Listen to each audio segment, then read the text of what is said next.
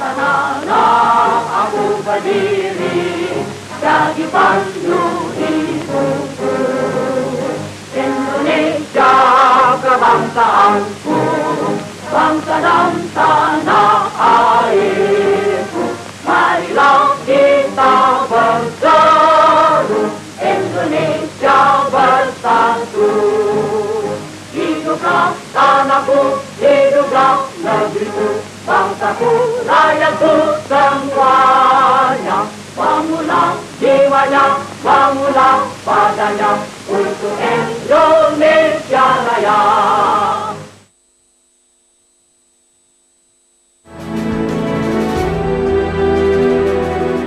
Perhimpunan Pelajar-Pelajar Indonesia atau PPPI adalah pemrakarsa diadakannya Kongres Pemuda Indonesia kedua di Jakarta 28 Oktober 1928. Diselenggarakan di Jalan Keramat Jaya nomor 106, Kongres Pemuda kedua akhirnya melahirkan ikrar yang menjadi penanda pencapaian puncak kesadaran untuk Indonesia merdeka. Agenda untuk menyanyikan lagu kebangsaan, karena memang pada waktu itu belum ada lagu kebangsaan ya. Tetapi ketika hari kedua dan menjelang kongres itu ditutup, datanglah W.R. Supratman membawa biola dan dia bilang, saya ingin menyanyikan lagu yang saya ciptakan lewat biola saya. Dan kemudian dia dipersilahkan oleh Sugondo Joyopuspito yang pada waktu itu memang memimpin kegiatan tersebut. Dan W.R. Supratman kemudian memang menyanyikan lagu itu, tetapi hanya instrumennya saja, melalui gesekan biola. Pembacaan ikrar Sumpah Pemuda yang menggelorakan semangat semakin gagah dengan dikibarkannya bendera merah putih, diiringi alunan nada biola lagu Indonesia ciptaan Wage Rudolf Supratman. Inilah kali pertama lagu Indonesia Raya dikumandangkan untuk umum di depan peserta Kongres Pemuda yang berasal dari berbagai latar belakang dan golongan.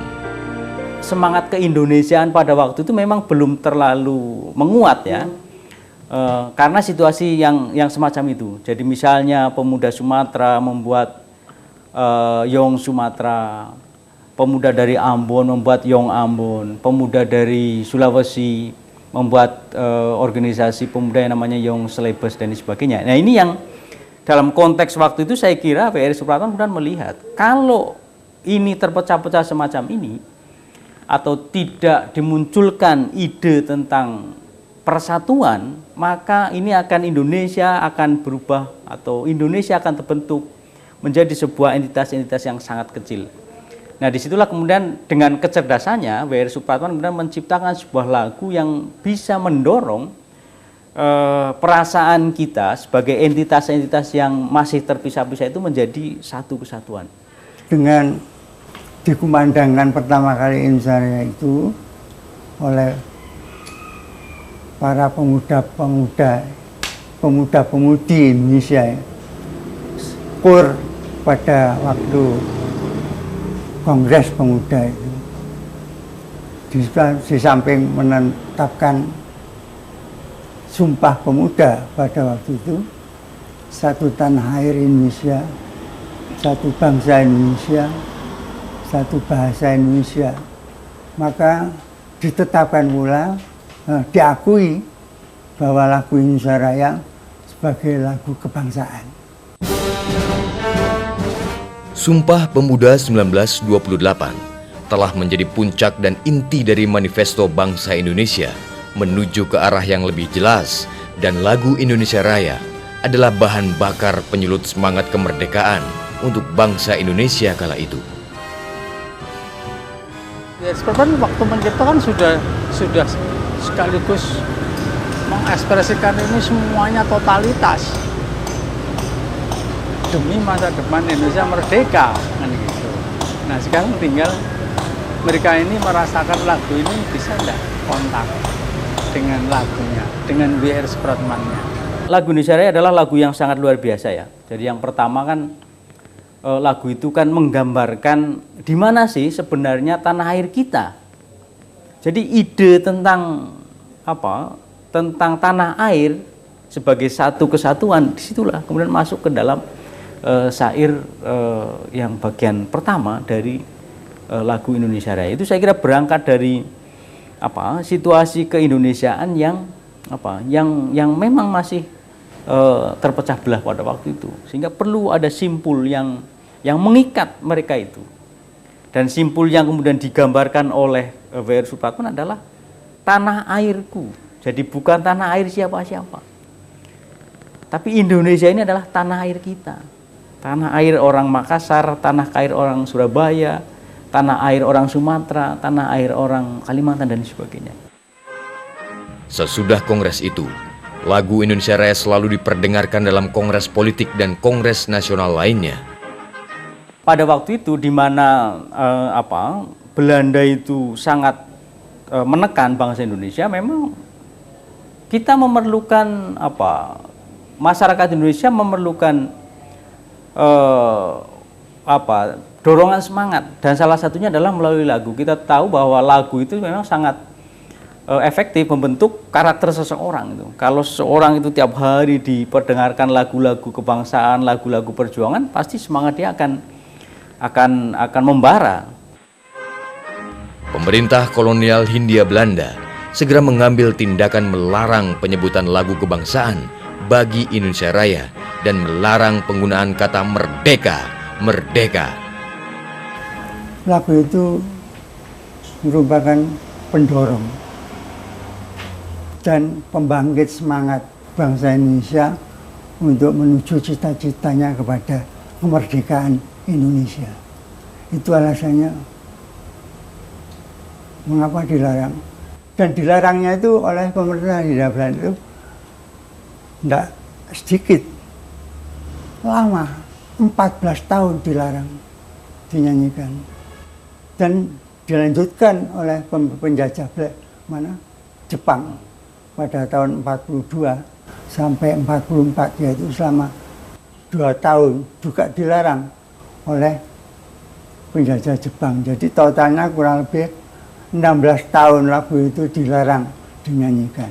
Inspirasi tentang kata-kata merdeka pada waktu itu kan menjadi itu inspirasi yang bagi Belanda itu diharamkan dalam tanda kutip ya. Karena ide tentang kemerdekaan pada waktu itu memang dianggap sesuatu yang sangat tabu bagi pemerintah kolonial.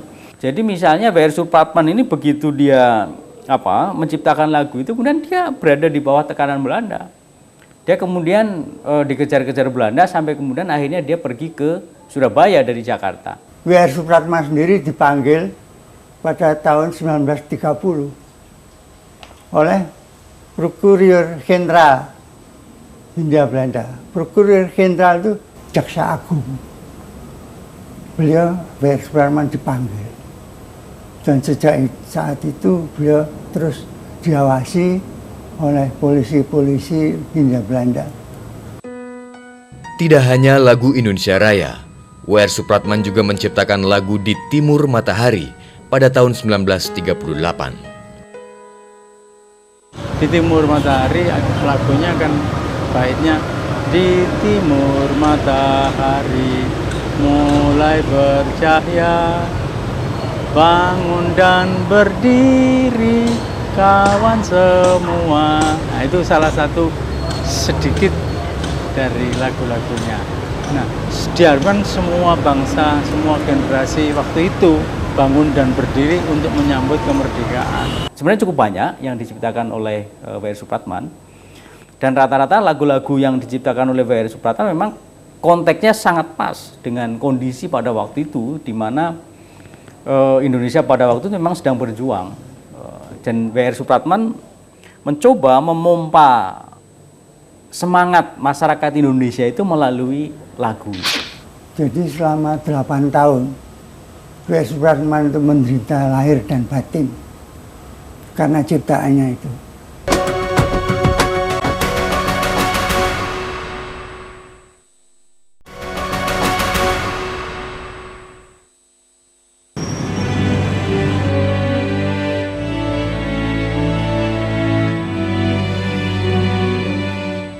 Berada terpencil di antara perumahan warga di Jalan Mangga nomor 21, rumah W.R. Supratman seolah menjadi lorong waktu yang membuka kembali ingatan tentang sosok pencipta lagu Indonesia Raya.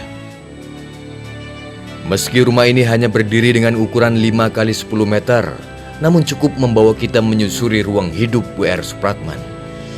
Orang itu mempunyai jiwa nasionalisme yang hebat. Dan orang itu memang mempunyai bakat seni sejak kecil. Sehingga dengan berbagai perjalanannya sudah banyak mengarang cerita dan juga sudah pernah mendirikan sebuah jazz band namanya Black and White.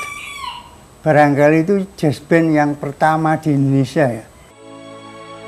Meski menyukai musik, W.R. Supratman berprofesi sebagai wartawan di surat kabar Sinpo. Berkat publikasi koran ini, lirik lagu Indonesia Raya lebih dikenal luas oleh masyarakat. Beliau tidak puas dengan hanya berkecimpung di dunia musik saja, ingin memperluas karirnya. Maka beliau naik kapal pergi ke Surabaya pada tahun 1924 dan meneruskan pada tahun itu ke Cimahi, ke rumah orang tuanya Bapak Jumeno Senen Sastro Suharjo di Cimahi. Beliau itu bekerja menjadi wartawan untuk pertama kali di surat kabar kaum muda di Bandung. Setelah Indonesia Raya, W.R. Supratman masih memproduksi sejumlah lagu seperti Bendera Kita Merah Putih, Ibu Kartini, dan Di Timur Matahari. Para pencipta lagu pada masa itu, jadi kita tahu bahwa lagu-lagu wajib Indonesia itu rata-rata sangat kontekstual dan sesuai dengan situasi pada waktu itu di mana masyarakat Indonesia sedang bahu-membahu berjuang melawan penjajah. Semangat nasionalisme W.R. Supratman sungguh terekam melalui setiap pilihan kata yang ia pilih untuk sebuah lagu kebangsaan. Bunyi senar biola W.R. Supratman dapat menggugah impian kebebasan pendengarnya dan mampu membuat ciut kompeni. Cinta yang muncul dalam syair-syair lagu perjuangan, cinta yang lahir dalam lagu kebangsaan itu berbeda. Cintanya adalah cinta terkait dengan tanah air, dengan Ibu Pertiwi, Mother of Land itu. Kisah hidup sang komponis pembangun jiwa bangsa Indonesia ini berakhir tragis akibat mati muda. Setelah berpindah-pindah menghindari kejaran polisi Belanda, W.R. Supratman akhirnya ditangkap dan dijebloskan di penjara Kalisosok, Surabaya. Dihitung mulai dipanggilnya W.R. Supratman tahun 1930, jadi selama 8 tahun W.R. Supratman itu menderita lahir dan batin karena ciptaannya itu. Sampai beliau meninggal di Surabaya tanggal 17 Agustus 1938. Hanya 10 hari mendekam di penjara, sang biolis pencipta lagu kebangsaan Indonesia Raya, Wage Rudolf Supratman, wafat dan dimakamkan di TPU Kapas, sebelah utara Jalan Kenjeran, Surabaya. Tapi saya kira W.R. Supratman pada waktu itu tidak menyesal. Karena kemudian dalam sebuah tulisannya dia mengatakan, memang itulah yang dikehendaki oleh Belanda. Maksudnya dia ditangkap. Tetapi walaupun saya ditangkap dan saya masuk penjara, Indonesia akan merdeka juga. Itu yang ditulis oleh W.R. Supratman ketika dia ditangkap. Artinya dia memang memahami betul bahwa resiko perjuangan memang berat. Jadi resiko terberatnya ditangkap dan dipenjara, dan itu yang dialami oleh W.R. Supratman. Mengapa lagu itu kalau dinyanyikan, maka yang menyanyikan harus berdiri. Harus berdiri. Tidak boleh duduk sambil menyanyikan, tidak boleh.